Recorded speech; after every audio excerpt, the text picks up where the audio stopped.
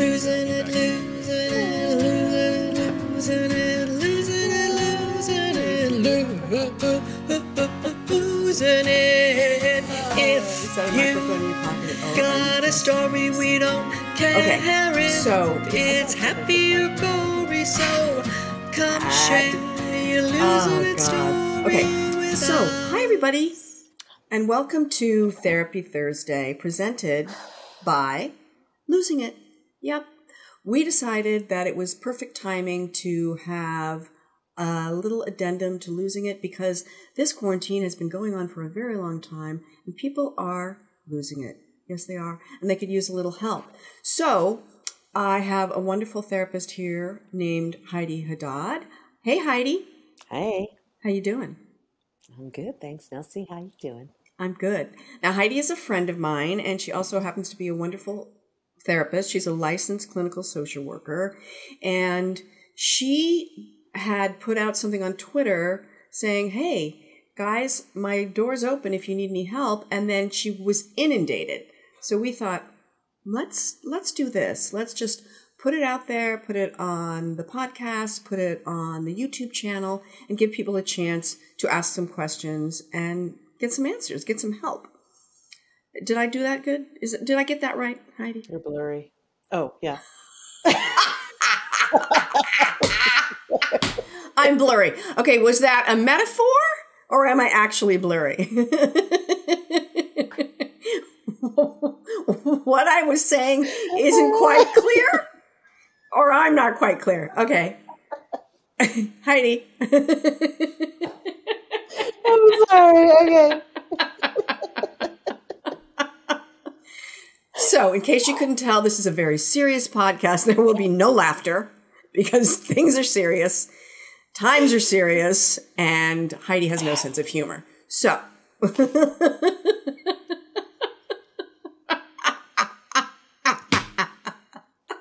You're blurry. That's all I have to say. oh, God. Just so you know that...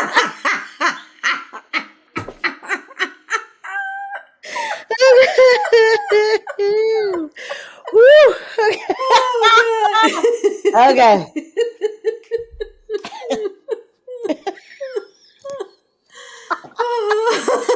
You've got... I can't bring you back. I can't bring us back. I can't bring us back.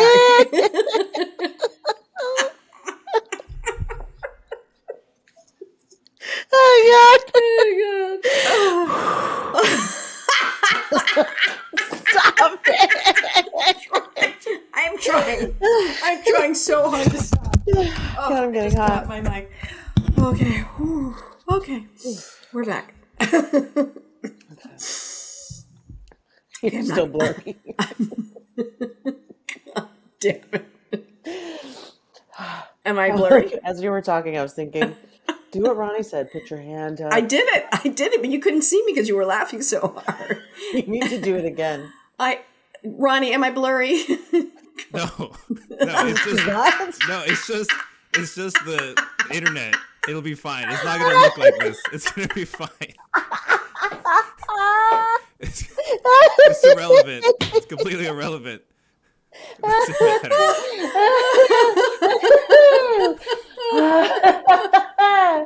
Oh my God. Oh my God. It's like, oh my God.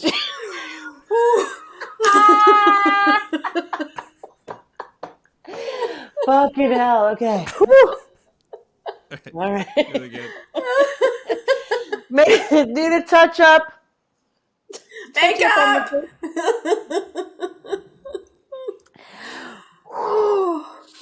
Okay. Oh God. Oh. At one point, you sounded like your dog.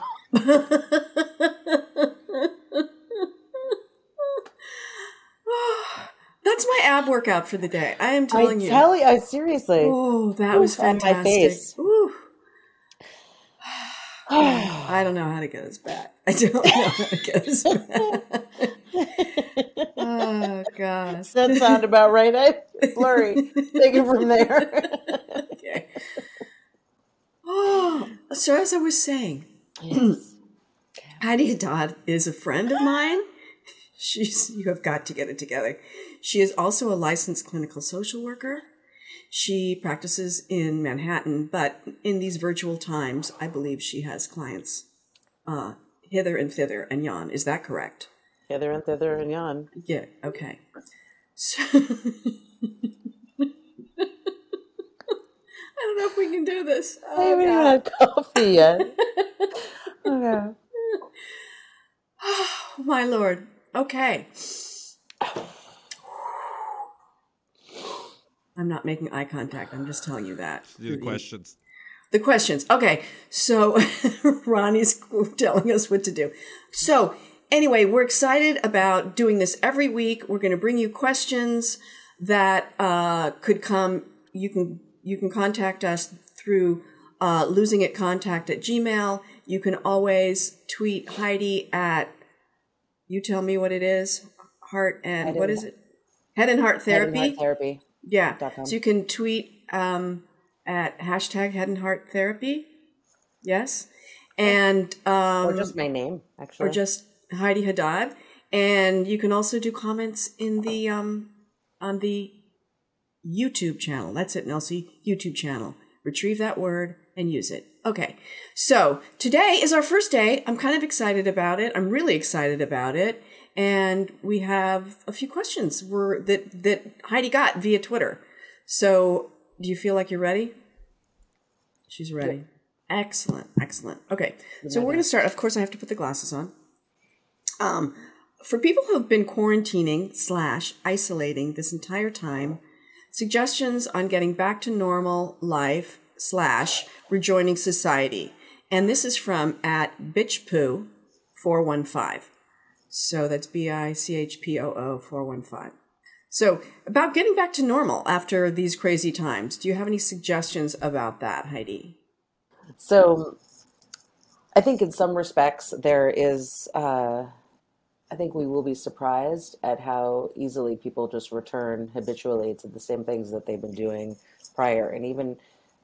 And this obviously, this doesn't include all those who have been more adversely impacted, communities of color, the elder community, different communities who are not getting access to getting the vaccine as quickly or as having access to it in the same way that lots of other communities are. And there's just a big disparity and inequality and inequity in how it's being dispersed. How it's being dispersed. Well, let me ask you, because I know you have a thriving private practice, and obviously it all went to Zoom when this happened. What have you noticed anything specific sort of as the days and months and have gone on and the quarantines continued? Are there certain things you notice in many of your clients or patients as a result of this, of the quarantine and the isolation? I think are people's anxiety up? You know what I'm saying? I think people are doing the best that they can, and I think that people's anxiety is definitely up, and there is obviously a huge increase in anxiety across the board. I'm getting a lot of calls for kids to come in, for young preteens who are suffering from anxiety, and the parents don't know what to do with them because they're not in school. I'm getting and that they're not having their social connections that they're used to, just like the adults do. Everybody is suffering in that same way, where we are so dependent on social connection and we're not getting it in the same way. Now, while adults might be able to process it differently, kids don't. Yeah, their brains are still developing. They don't have the experience. They don't have the skills, perhaps. Right. They don't have the skills to figure it out. And so a lot of people are going to online gaming, and being on various social media platforms and getting sucked into that, and then feeling bad about themselves because they're looking at the way everybody else is living their life, which is something that was happening before the pandemic, but now it's escalated even more so, where it's all these other people are having a great time even though they're in quarantine. All these other people are living their best lives even though we're in a pandemic, except for me, which is the narrative. And I think that within that, also, what I have learned is that whether you are in a relationship or you're not in a relationship, you are alone in your own apartment or you are surrounded by 1,000 people, not 1,000 because pandemic, but surrounded And by it would your be full so family crowded in your apartment if you had 1,000 people. would be, Yeah. is that everyone is still feeling similarly. They still feel alone. They still hit their wall. They're still done. Everyone's done. Everyone who thought this might be a couple months, might be a week, maybe whatever it is, and that it's now a year. People are now celebrating or recognizing, acknowledging the year. This a year ago today. This is when it started to hit. What day is it today? Today's the 5th. Yeah. Yeah. So, and I think, I think on the this is a 7th, great this time 7th. last year, I was in Martha's Vineyard with 3 of my best friends from college. And it went from like, oh, it's going to be a couple of weeks to, actually lockdown hadn't even begun yet, but we were heading down that tunnel.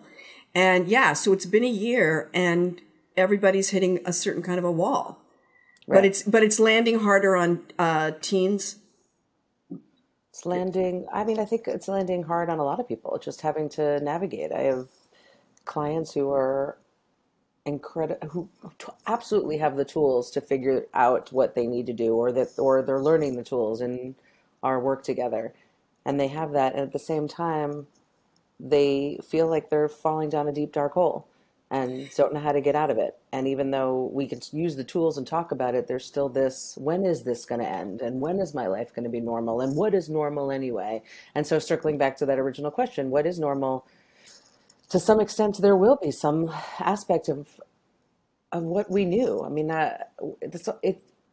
As much as it's been a year is a blip in our lives. Right, And right. I think it's not going to be that much longer before we look back on this and while we're outside eating, while we're inside eating, while we're at a show, while we're just hanging out with our friends and doing what we normally did without a mask, whatever that may be, that will be comfortable. That is more familiar. Something that we are comfortable and familiar with that's been going on for so much longer is going to supersede that which has been short and painful. Right. Absolutely. And that's a good thing to remember. Everything's temporary. Everything's temporary. But I think it's the question of that, like, when is it going to be over, which sort of creates this anxiety because you're waiting for it to be over versus like, well, this is how it is today. And how can I navigate today? Right. It seems to me like if we're always, look, pre-pandemic, it's not like we don't have different versions of that, when am I going to be thin? When am I going to have a boyfriend? When am I going to whatever? This idea that what's happening now is unacceptable and I have to get over there for it to be acceptable, right? So those tools that you need in everyday life, we can use now. Would you say that rings true? Yeah, and I think you're right that the idea that we as a people are always looking at the other side as if that's going to be the game changer. And once we get to that place, everything's cool. I think I just was having a conversation with a client about this the other day. And as long as we are looking outward as opposed to staying present with right here and right now, we are always going to be wanting something other than what is. That is so, I'm just going to breathe that in for a second. That's so true. And that's something that, look, we can see that, we can look at it on a Facebook post, we can needle point it, but to really live it and to really go, oh, that's right. This idea that thing out there is going to fix me or make me feel enough or whatever. And today it's exacerbated because we happen to be in this unusual situation, this pandemic. It's like, how do we make where we are right now okay? Which is a good question to ask regardless, but especially now. Instead of going, when's this going to be over? Right? Yeah, absolutely. I agree with you. It's just the amount of energy we expend externalizing, wanting something over there, out there, somewhere, if only I had that, only if I look like that, only if I was in a relationship, only if I was alone, only if I had kids, only if I didn't have kids, only if my parents weren't here, only if my parents were here, only if, then ... Yeah. That there is, if we quiet the mind and bring it inward and just breathe into thank you for everything exactly as it is right here, right now. Yeah.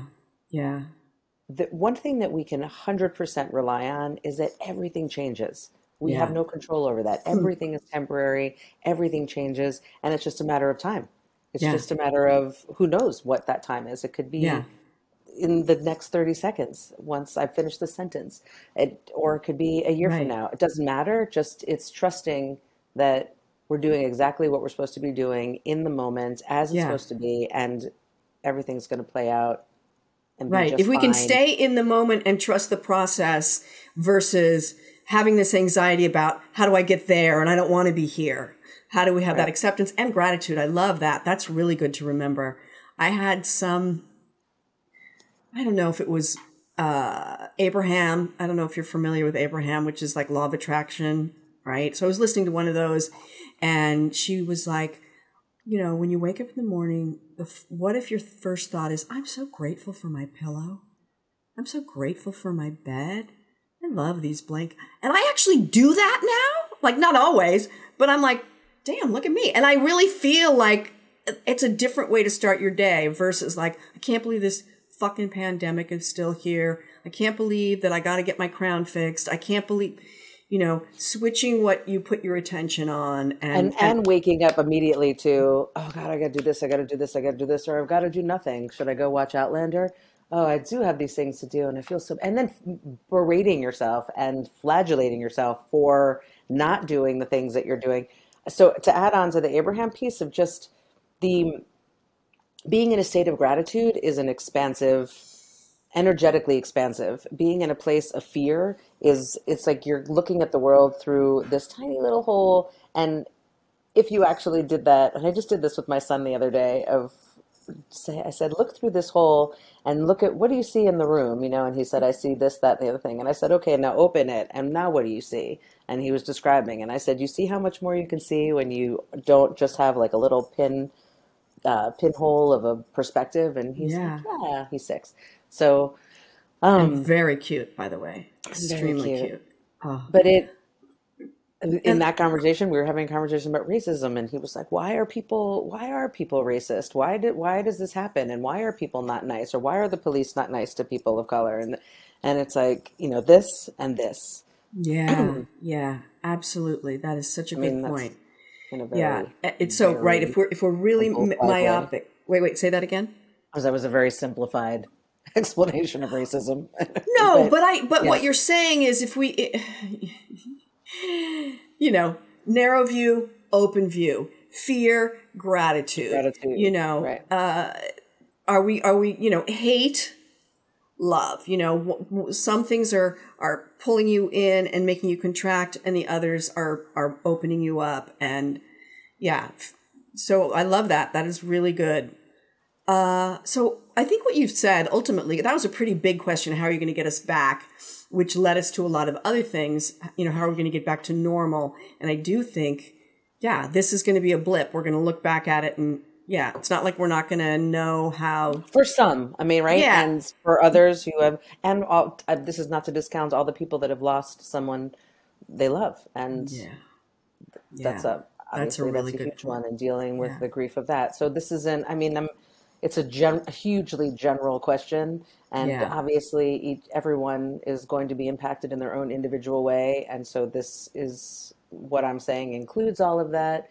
And just as a general, like umbrella, when people say New York is ruined and no one's ever, you know, come on, Broadway will eventually open. The show, I mean, they're already doing it in little ways. So it's exactly. And I think that, you know, for some people, that sort of naysayer, you know, the Chicken Little, you know, the sky is falling thing, that's like a mindset that you get in the habit of, and that there's some weird comfort in it. You know, nothing ever works out, because then if you're living in that belief that nothing ever works out, then you don't get to have hope. Then you don't have hope, and then you're never disappointed. Which is a whole other road to go down. But I really, I think but a lot of people hold that story. Oh, absolutely. 100% hold that story. Hold that story. And, you know, to remember that it's a story. It's just a story that we tell ourselves, right? Because I can wake up in the morning and be grateful for my pillow and my mattress, or I can wake up in the morning and go, I still can't, I still can't afford to get this crown fixed, right? Nothing ever works out, but certainly we can look at the world through that lens, or we can switch that lens, and it's work. It's not like switching the lens is automatic, because, for me, for all of us, I think we find these old thought patterns, right? So it takes work. So this one specific person, Heidi, and who's having this anxiety about it, what would you if she was sitting in a chair opposite you, thank you, Wait, they or about? they, I'm talking about bitch poo 495. If he, she, or they was sitting in a chair opposite you, you'd just say, what? What would you say? 3 simple sentences. Everything that we just said, which is... Okay, good. We got it. What's the question again? Ask me the question. What do we expect? What are we looking for? How do we come back from this? Yeah, some tips for getting back from the quarantine isolating. One day at a time, just breathe, be in a place of gratitude, and each day will reveal what's coming. You just have to be present, stay present. And I think, to circle back to your being grateful for your pillow, I think the other piece about that, not only is it not opening your eyes and immediately going to a place of anxiety or fear or stress or depression, it's just being present. You're just there with your pillow. You're acknowledging something that's there. One of the tools, CBT tools that we use about when you're in the spin of anxiety about anything, to bring your attention back, is to notice what's around you. I'm noticing this computer. I'm noticing the mirror. I'm noticing my butt on the chair and my back against the back, and feeling. Get yourself back in the day, back in the moment, back in your body, versus in some future place of fear right? Right. Yeah. And CBT is cognitive behavioral therapy. Yeah. Yeah. Yeah. Which I really like, because back in the day when I first started therapy, it was just you lied on the couch and talked about your childhood. You still do and that. I did it for decades. And I'm not saying it didn't help, but there was a part of it where it was just a rabbit hole, sort of reinforcing my story of how broken I was. So I'm glad things have evolved a little bit. Of course, that was back in the 1890s. I was one of Freud's earlier patients. And he couldn't help. I can't tell at all. Okay, I'm digging that. Great. I'm digging that. Being in the present, let the day reveal itself, have gratitude one day at a time. Okay, so question number 2. Okay, so what do you think about around the back? What's that show? What was that show back in the 70s with the 3? To tell the truth? Was it the original Bachelor? Like Bachelor number 1. Dating game. Dating game. Mm-hmm. This is the dating game. Question number 2 for Bachelor number 3. What would you say is your idea of the most romantic date? So therapist number 1 at CJ Sear 500 wants to know. Okay, so what do you think about spiraling anxiety? Also kids, maybe a little bit about partners too. I'm just not going to ask about everything too much. So I think what I'm getting from at CJ Sear 500 is that there's some spiraling anxiety going on around he, she, they that might include kids and he, she, theirs partner. So I think it's a lot of what we just said, and about bringing your attention to the present, and not the spiral is when we play the what if game. Mm-hmm. What if my kids don't go to school? And what if they don't learn enough? What if they fall back on math? What if they can't learn how to read? What if they never see their friends again? What if I never see my friends again? What if I can't go out to the gym like I used to? And then if I don't go to the gym and I start to gain weight, and then what if I gain 300 pounds? And then what if I gain 300 pounds and I can't lose that 300 pounds? And then what if, and people, that's the spiral, right? The what if game times 100. And just take a breath, and bring your attention back to the present, going to our answer to our first one, which is that, okay, it's kind of like it's a distraction. it's like you're dealing with a kid when a 2-year-old or 1-year-old is like, well, I want to play with that knife. And you obviously aren't going to, well, most people aren't going to give that 1-year-old a knife. And do not give your 1-year-olds knives. Okay. Right. That's, I think we can say that.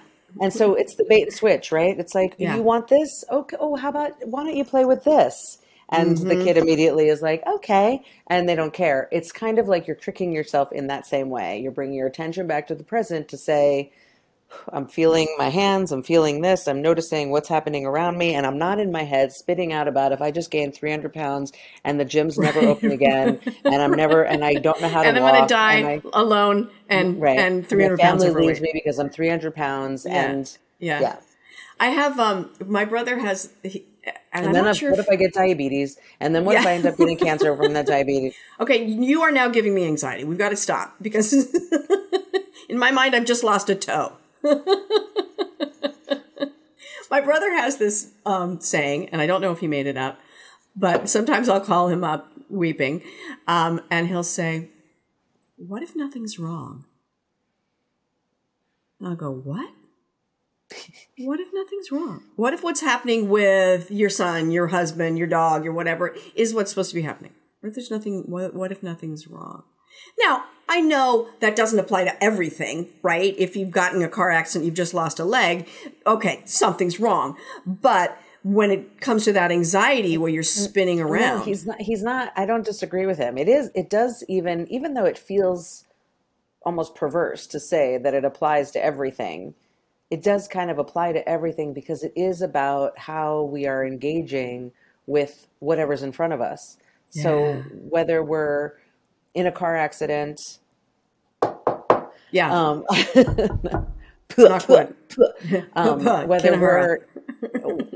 whether we're in something that is actually painful or emotionally or physically, or just there's a situation where I don't need to go through all the horrible things. You're in a horrible situation. Nobody's questioning, nobody's saying, it's not that horrible. It's horrible, but something can be horrible and you can also find a way through by the way you're thinking about it. So it's right. That may seem insane and intolerable and ridiculous, but it is also, it's life-saving and life-changing in what our outlook is. The outlook is this, like, I'm in so much pain, blah, blah, blah. Oh, I survived the car accident and I have access to ...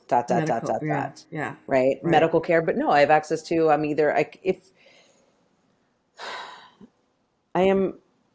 this is not to dismiss the depth of feelings because we're allowed to have complex feelings. The depth of feelings, physical and emotional, psychological, and all of that. If you get into a horrible car accident, and there's an and.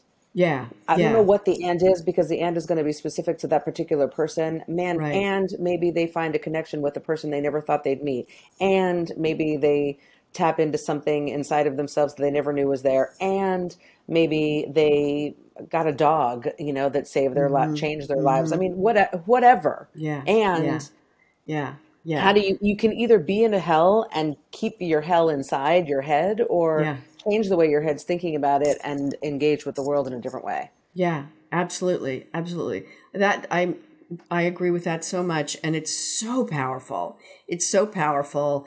And that's why when my brother will say to me, what if nothing's wrong? And when he would first do it, it would just piss me off, because I was like, what do you mean?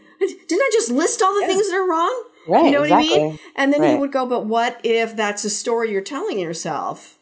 And it's like, you're still pissing me off, but I'm listening, because it's a journey from that idea that everything's wrong to, oh, well, what if this is what's supposed to be happening, and changing your attitude, changing the filter on the lens, from, shit colored glasses to not even rose colored glasses, but just, glasses that aren't determined to look at something a certain way. Right? Oh, right. That's really good. I really like that. When you keep talking about, getting in the day and looking around the room. I had a friend years ago that would say, okay, wiggle your toes. Because and it's like, oh, so then I'm back in my body, and that's really helpful. Right. And one of the things that Svetlana, you've heard me talk about Svetlana, my life coach, said to me is, and I think that she's fantastic. I know. I was your... You thought I was... I thought I was your life coach. Wait a minute. We can be each other's life coaches. We can be each other's. You're a beautiful person. It's reciprocal.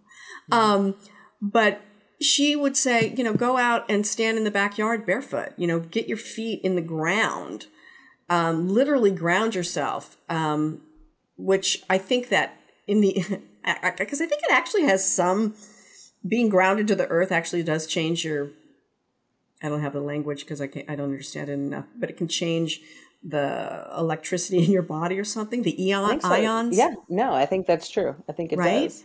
And we're not getting that. Many people aren't getting that during the quarantine. So, walk outside and find a place where you can just walk on the earth. I think that's helpful. All right. So, Ronnie, how are we doing time-wise? We're at 30 minutes. Should we do one more question, or do you think it's time to wrap it up? I have one more question. Quick All right. little part. Okay, this is a quick one. Where are you, Ronnie? Okay. Get quick. Okay. Therapy isn't quick, Ronnie. Bachelor number 3 wants to ask you. Great. Heidi Haddad, licensed clinical social worker. I'd like to find a therapist for myself and my family members, probably not all the same person. The find a doctor list, that's in quotes, from my insurance don't really give much info about the therapist. What's the best way to find a therapist that we can click with? And that's at Oliver Langan. Psychology Today is a great website. Psychology Today, is it psychologytoday.com? Psychology.com? I think it's psychologytoday.com, where it lists all of that. You could go in there and use the search button to search someone therapist in your neighborhood. Who accepts XYZ insurance. Isn't that what he's asking about, insurance? Yeah.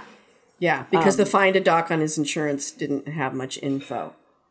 Right. So that Psychology Today gives a breakdown of, you can see a picture, you can get a little more information about them, and you could what's it called? Use a filter and filter out what it is exactly. I'm looking for someone who deals with anxiety, who's in New York, who takes X insurance. Yeah, and it'll narrow it for you. And then you make your calls and start calling around. Also, the other piece of that is once you're in there, there are also tons of, I think that's a great way to find someone because they list all the insurances they take. Yeah, and I think, and don't, because I know my friend Patience is also a licensed clinical social worker. And then if you're, a lot of therapists, they're like they have a nice comprehensive little bio of themselves. You can see a picture of them, right? Yeah. So it's a good way to look. It's more personal. And it'll also have, from there, there's usually a link to their website so you can get more information. Yeah. But then the general thing is that you just have to make a bunch of calls. You can, and just call these people. If somebody, whatever it is, the little bio that they write about themselves, plus their picture, whatever it is that attracts you to that person, call them and have a conversation and say, I'm calling because I have a kid who, or I'm struggling with this. How would you work with a patient like that or a client like that? And what would you, how do you work? And don't be afraid to ask any question of the therapist that you want, because this is about you and you making the connection with that person. And so there are lots of people out there you're not going to be connected to, and lots of people that aren't going to do it that well, and lots of people that are going to rock your world. Who knows what it is for you, but it is, and same with your kids. Your kids need to be able to feel connected to that person too. So you do the first line where you find some people, then you start making those calls and saying, also ask your friends, see if anybody knows any therapists. Maybe they like, word of mouth is also a great way to do it. Is anybody seeing anybody that they love? And which doesn't also mean it's going to be a good fit for you, but it's another avenue. And then also I do, as a therapist, get a lot of emails from various organizations looking to list me on their site. And so I think that even if you Googled, I don't know how they all work, but I imagine if you Google Find a therapist in the area, let's say. Mm-hmm. But I would go with, but that seems even broader. So I'd go with Psychology Today and start there. Yeah. And if you, I will just say as a person and who's this never is not been an a endorsement for therapist, Psychology Today. I don't get any money from. yeah, but they're gonna be advertising here very soon, very soon. But as somebody who's not a therapist but has had plenty of therapists, if you're not liking your therapist and something doesn't feel right, something feels a little off, trust that. Yep. Get the hell out, because because someone has a bunch of letters behind their name doesn't necessarily mean they are good or safe.